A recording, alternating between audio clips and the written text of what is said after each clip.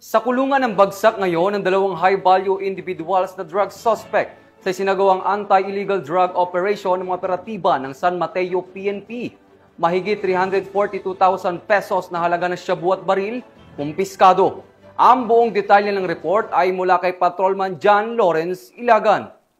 Estado San Mateo Municipal Police Station ang dalawang high-value individuals sa bypass operation na isinagawa sa San Mateo Rizal. Kinilala ang mga suspect na sina alias Jangget at alias Nunoy, kapwa residente ng nasabing bayan. Nasabat mula sa kanila ang 13 sachet ng hinihinalang shabu na tumitimbang humigit kumulang 50.3 gramo na may halagang 342,040 pesos. Isang revolver na may 5 bala at bypass money na 500 peso. Ang mga suspect ay naharap sa kasong paglabag sa Republic Act 9165 o ang Comprehensive Dangerous Drugs Act of 2002 at Republic Act 10591 o ang Illegal Possession of Firearms and Ammunition.